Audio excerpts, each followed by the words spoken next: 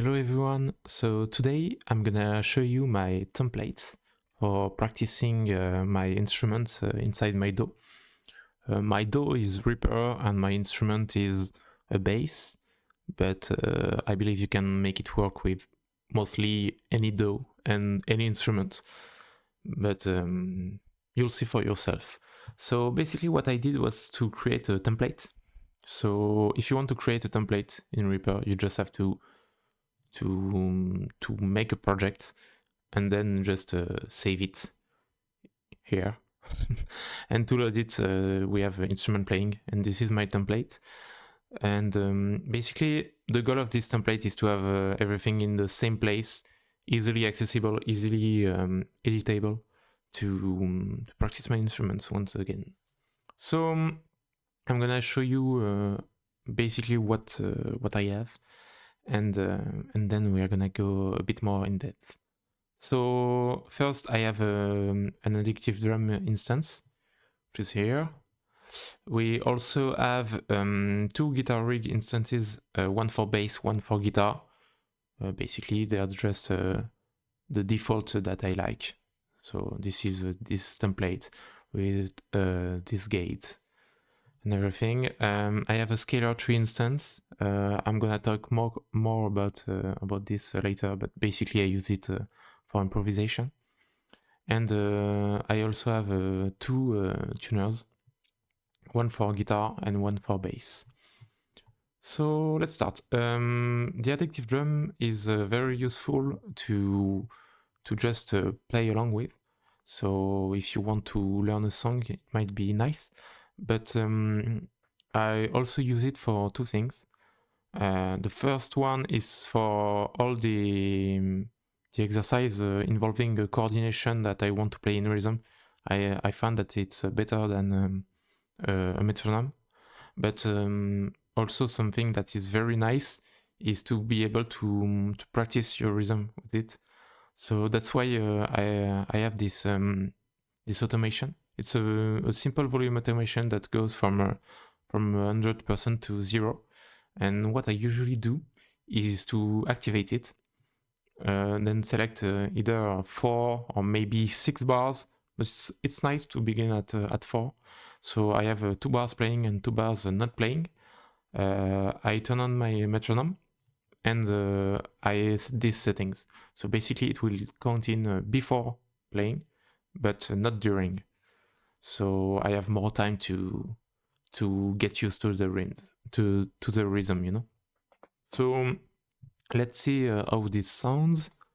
So you see I can hear the metronome and then it starts. And in this part I would try to keep up in the rhythm, and on the start of the next bar I can assess if I've been too fast or too slow. And it's a very neat exercise to practice your rhythm, and it's mostly important with bass because it's very important to have good rhythm in bass, but I feel that it can be useful for any instrument. So here's the drum part. Before moving on to something else, I also want to mention that I have a MIDI controller, which is very nice because it allows me to do many things. But for instrument playing, it's mostly useful to have the media buttons. So basically I have all of this. I also have the metronome, and I also have a knob which controls the tempo. And I find that this one is very useful because it allows me to change it very easily. And even when I want to practice a rhythm really slow, it's far easier to turn a knob than to go here and scroll my mouse or input with my keyboard, or you know. So next up we have the bass. To be honest, I don't have much to say about this. It's a basic guitar rig instance. I can do whatever I want. Of course it's guitar rig, but you can make it work with some other things. Even within Reaper there are some scripts that are nice bass amps. I don't know the name, but no, this is not this one. Oh no, it's not in plugins. So bass. I was thinking of this one. So you don't have to use Guitar Rig. You don't have to pay to have this. I mean, if you paid for Guitar Rig. So next one is Scalar, but we are gonna see about Scalar at the end. The tuners are basic. I might have already shown them, but basically it's a tuner, and the window size changes between the two, and they're mute so that I don't hear them. So here it is. And Scalar, yeah, I use Scalar to improve.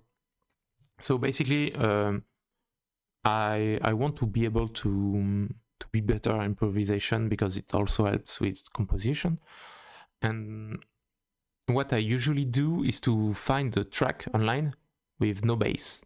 So there are a lot of these, but sometimes I want something specific, or I want to play for longer, or yeah, any reason. Sometimes it just doesn't work.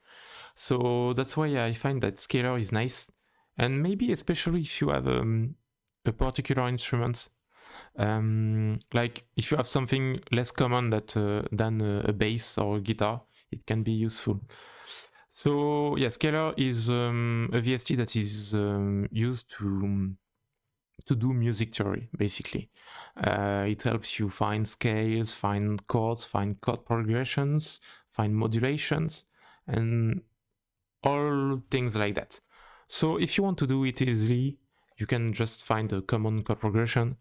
Like let's say we're gonna take this one, we're gonna find a version, let's say the colored 2, and we're just gonna take the chords, and this is basically the chord progression. And in this tab, we can listen to it. So we're gonna also hear the drums, because we're gonna play everything. I'm gonna remove the metronome.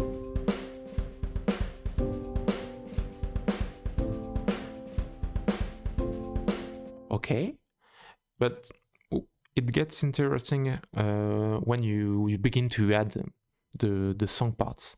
So maybe I want to have some strumming. Like let's say we're gonna have a guitar.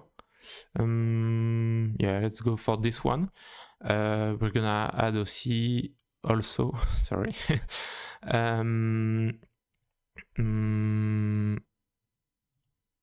Let's see.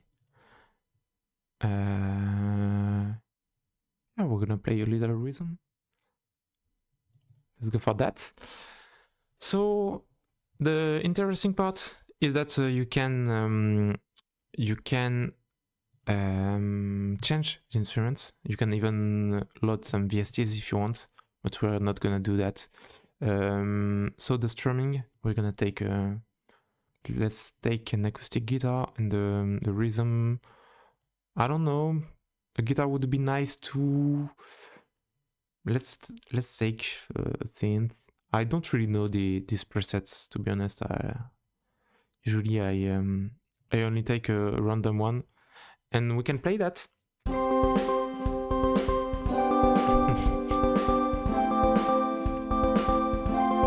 Okay, I really don't like it, but you get the gist of it.